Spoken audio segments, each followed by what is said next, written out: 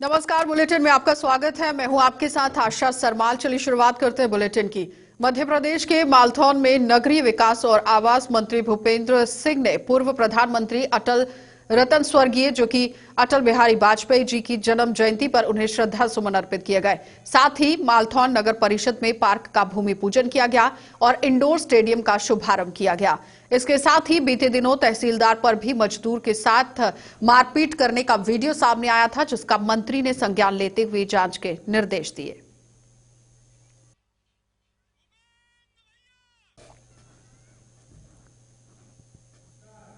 विदिशा सांसद रमाकांत भार्गव ने खातेगांव विधानसभा का दौरा किया और इस दौरान ग्राम सागोनिया में आयोजित कार्यक्रम पीएम किसान सम्मान निधि अंतर्गत किसानों के साथ संवाद कार्यक्रम में उपस्थित होकर प्रधानमंत्री नरेंद्र मोदी का लाइव प्रसारण संवाद सुना, जिसके पश्चात 11 ग्राम पंचायतों के 73 किसानों को वन अधिकार के पट्टे भी सांसद द्वारा वितरित किए गए। इस अवसर पर सांसद ने सरकार की उपलब्धियों को गिनवाया भी और कांग्रेस को आड़े हाथों लेते हुए कहा कि 15 महीने की कमलनाथ सरकार ने कई जन कल्याणकारी योजनाओं को बंद करके यहां पर काम करने की कोशिश की, यानी कि इन योजनाओं को बिल्कुल बंद कर दिया गया। और कार्यक्रम में विधायक आशीष शर्मा ने उपस्थिति ग्रामीणों को भी यहां संबोधित करते हुए, यानी जो ग्रामीण यहां पर अपनी उपस्थिति दर्ज करने के लिए पहुंचे हुए थे, उन्हें संबोधित करते हुए कहा गया कि भाजपा सरकार किसानों के हित के बारे में जानती है और किसानों के हितों को देखकर ही निर्णय ले रही है। कार्यक्रम आदिवासियों को वनाधिकार पट्टे का वितरण और माननीय प्रधानमंत्री जी ने जो देश के लाखों किसानों करोड़ों किसानों के खातों में किसान सम्मान निधि अंतरित की है, उसमें मध्य प्रदेश और अन्य राज्यों के किसानों के साथ माननीय प्रधानमंत्री जी ने संवाद किया। हम सब ने उनको सुना। खास करके कोरोना के संकट के दौरान जो बच्चे स्कूलों में मध्याह्न भोजन जिनको मिलता था, उनको राशन का वितरण भी हमने किया। निश्चित ही मध्य प्रदेश और माननीय प्रधानमंत्री नरेंद्र मोदी जी की सरकार गांव गरीब और किसान के साथ है। ये आज के इन सम्मेलनों में जो भीड़ आई है, किसान भाई आए हैं, जो मजदूर वर्ग आया है, जो बच्चे आए हैं, उन सब ने ये साबित कर दिया कि हमें इन दोनों सरकारों की योजनाओं का लाभ मिल रहा है। पूर्व प्रधानमंत्री स्वर्गीय अटल बिहारी वाजपेयी जी की जयंती पर समाजसेवी लीला सुदेश पांडे, केसर सिंह, आशुतोष तिवारी और रामनेता सिंह की ओर से गरीब बेसहारा लोगों में कंबल और कपड़े वितरित किए गए। कार्यक्रम के मुख्य अतिथि पूर्व मंत्री उमाशंकर गुप्ता व पूर्व विधायक सुरेंद्र नाथ सिंह ने गरीबों को गर्म कपड़े वितरित किए और अटल जी को भी श्रद्धांजलि अर्पित की।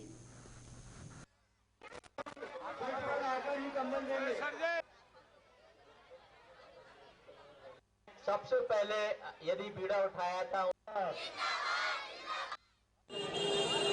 कोटरा में हमारे कुछ समाज सेवी लोगों ने सुदेश पांडे और केसर सिंह लालू और उनके सारी टीम, सुनील अग्रवाल, ये सब इन लोगों ने मिलकर एक बहुत अच्छा काम किया। आज अटल जी के जन्मदिन के अवसर पर गरीबों की सेवा का इन्होंने अपने क्षेत्र में पिछले महीने में सर्वे कराया समाज सेवियों से, और जो वास्तव में नीडी हैं उनको कंबल वितरण का कार्यक्रम रखा है। मैं उनको बधाई देता हूं। एक व्यवस्थित ढंग से चिन्हित लोगों को और सेवा का काम कर रहे हैं। बहुत बहुत बधाई।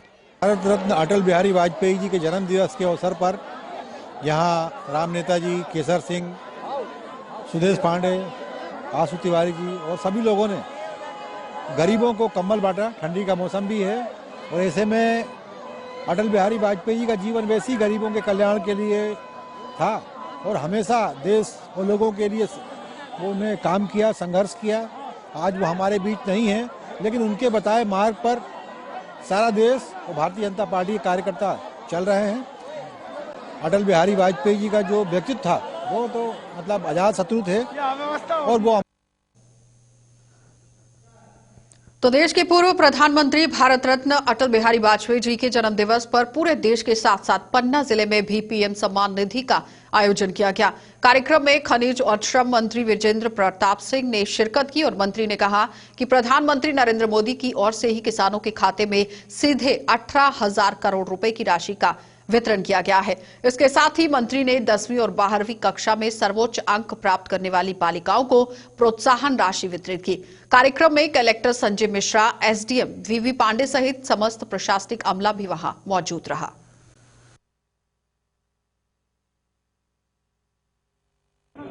अभी खासकर पूरे अपने जिले के अंदर 78,000 ऐसे लोग हैं जिनको किसान सम्मान निधि से सम्मानित किया जा रहा है।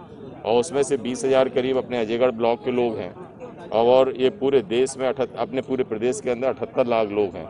मैं ये मानता हूँ कि ये प्रधानमंत्री जी ने किसान सम्मान निधि दी है, इससे एक आम गरीब को और एक हमारे जो किसान भाई बंधुओं को जो पैसा रुका हुआ था उसको एक सही तरीके से उनको मिल के वो अपने फ़ायदे अपने किसानी के फ़ायदे के लिए उपयोग कर पाएंगे। और उसके साथ साथ माननीय मुख्यमंत्री जी ने भी 4,000 रुपये अपनी तरफ से दिए हैं। इन दोनों की राशि मिला के 10,000 रुपये होती है, जो कि एक गरीब किसान के लिए काफ़ी संबल का काम करेगी। तो बीते दिन प्रधानमंत्री नरेंद्र मोदी ने किसान सम्मान निधि योजना के लाभार्थियों के खाते में राशि डाली और सम्मान निधि वितरण और पीएम सीएम के उद्बोधन को सुनने के लिए नरसिंहगढ़ में कृषि उपज मंडी में किसान सम्मेलन आयोजित किया गया था। कार्यक्रम में विधायक राजवर्धन सिंह और एसडीएम अमन वैष्णव विशेष रूप से मौजूद रहे और विधायक राजवर्धन सिंह ने भी बताया कि प्रधानमंत्री नरेंद्र मोदी द्वारा किसानों के लिए कई महत्वपूर्ण योजनाएं चलाई जा रही हैं। पूर्व की सरकारों ने देश को लूटने के अलावा कुछ और काम नहीं किया।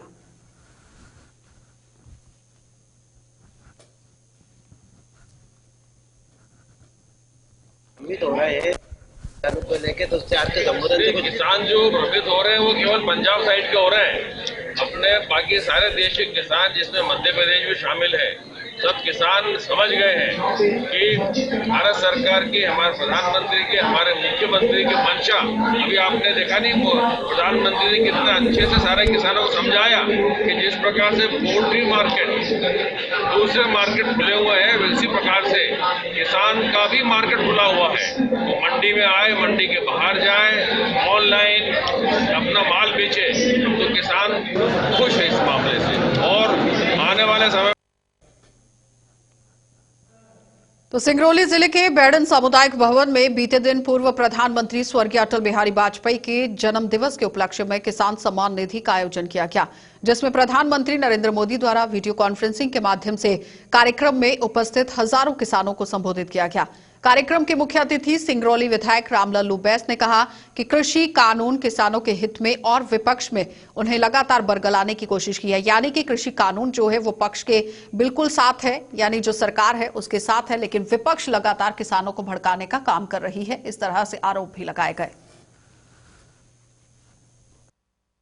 कृषि कानून को लेकर उन्होंने स्पष्ट कर दिया कि जो तीनों कानून बने हैं उसमें कहीं नहीं है, चाहे वो मंडी में बेच सकते हो और चाहे इकरारनामा करते हो, उसमें भी करेंगे तो आपको बेनिफिट है।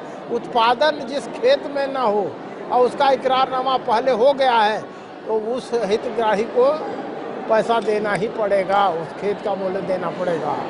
इससे बेहतर क्या हो सकता है देश में? कांग्रेस पार्टी भ्रम फैला रही है। कांग्रेस पार्टी हो, चाहे आम आदमी पार्टी हो, चाहे कम्युनिस्ट पार्टी हो, चाहे तृणमूल कांग्रेस हो, ये सब देश में कुर्सी हमारी बनी रहे इसके लिए प्रचार कर रहे हैं। किसानों के हित में उनका कुछ लेना देना नहीं।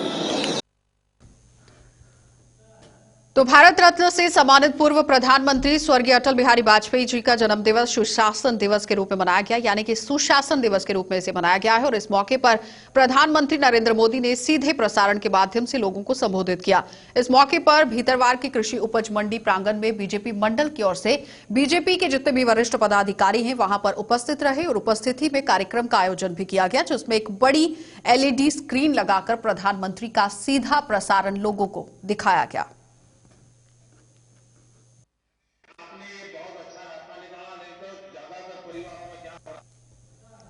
भारतीय जनता पार्टी द्वारा राजनगर मंडल द्वारा 2 दिवसीय प्रशिक्षण कार्यक्रम का आयोजन किया गया, जिसमें भाजपा के जिलाध्यक्ष, उपाध्यक्ष सहित मंडल के नेताओं और कार्यकर्ताओं के साथ जिले के कार्यकर्ताओं ने भाग लिया।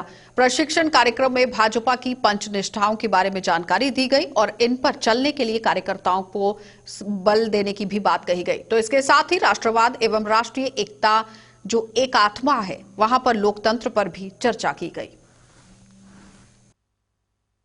हमारी ये भारतीय जनता पार्टी की जो ये पंच निष्ठाएं हमारी होती हैं, उनके आधार पर हमारे यहाँ प्रशिक्षण हुआ है। और उस प्रशिक्षण काल के दौरान हमारी भारतीय जनता पार्टी के हमारे पूरे मंडल के जो कार्यकर्ता हैं, चाहे वो मंडल कार्य समिति हो, मंडल के पदाधिकारी हों, वरिष्ठ नेता हों, सभी लोगों ने इसमें हिस्सेदारी निभाई और पूरा सभी वक्ताओं के द्वारा जो बाहर से हमारे वक्ता आ रहे थे वो उनकी बातों को उनने सुना। तो परासिया क्षेत्र के कुख्यात बदमाश रवि अन्ना पर एनएसए की कार्रवाई की गई और आरोपी पर विभिन्न थानों में मारपीट, लूट और बलात्कार के 4 मामले दर्ज हैं। इसके साथ ही आरोपी पर सरकारी भूमि पर अवैध कब्जा करने का भी आरोप है, जिसका प्रशासन ने संज्ञान लेते हुए अवैध निर्माण को तोड़ दिया। तो प्रदेश के मुखिया शिवराज सिंह के आदेश पर गुंडा तत्वों के अवैध निर्माण पर शासन प्रशासन की कार्यवाही निरंतर जारी है।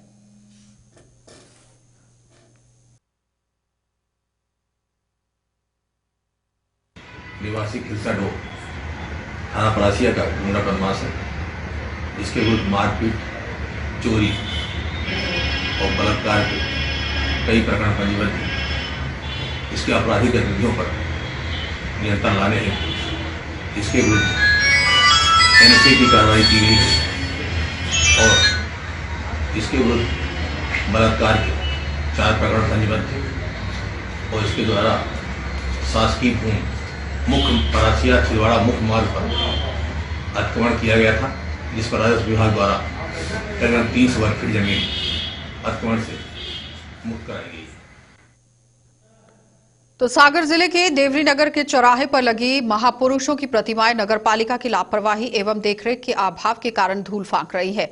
नगरपालिका की अनदेखी के कारण लाखों रुपयों की लागत से इन महापुरुषों की प्रतिमाओं के चारों ओर बने चबूतरों में लगे हुए टॉल्स और सीमेंट क्रिंकट उखाड़ रहे हैं और इन प्रतिमाओं की दुर्दशा को देखते हुए लोगों में काफी ज्यादा रोष भी है, क्योंकि जब लोग यहां पर देखने के लिए पहुंचते हैं तो जाहिर तौर पर उनमें गुस्सा झलक उठता है। जिन महापुरुषों का नेता आए दिन जनसभाओं सहित अन्य मंचों गुणगान यहां पर करता हुआ दिखता है, तो इन महापुरुषों की प्रतिमाएं नगरपालिका की लापरवाही के कारण अपनी हालत पर आंसू बहा रही हैं।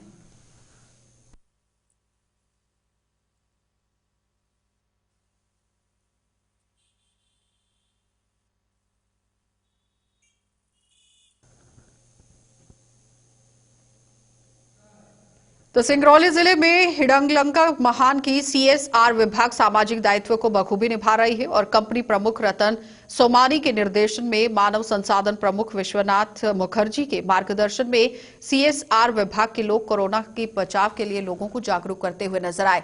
तो क्रिसमस के उपलक्ष्य में सीएसआर विभाग के कर्मियों द्वारा सांता बनाया गया था, सेंटा क्लॉक बनाकर यहां पर जब लोगों को कोरोना के बारे में जागरूक किया गया तो वो देखते ही बन रहा था, क्योंकि सेंटा क्लॉज जब लोगों के बीच में पहुंचे हैं और कोरोना महामारी और इसके बचाव के प्रति लोगों को जागरूक किया गया, तो सेंटा क्लॉज ने बड़ोखर गांव में बच्चों को सही तरीके से हाथ धोने, मास्क पहनने और इसके साथ ही साथ सोशल डिस्टेंसिंग का पालन करने का भी आह्वान यहां पर बच्चों से किया और बच्चों को वो सिखाते हुए नजर आए।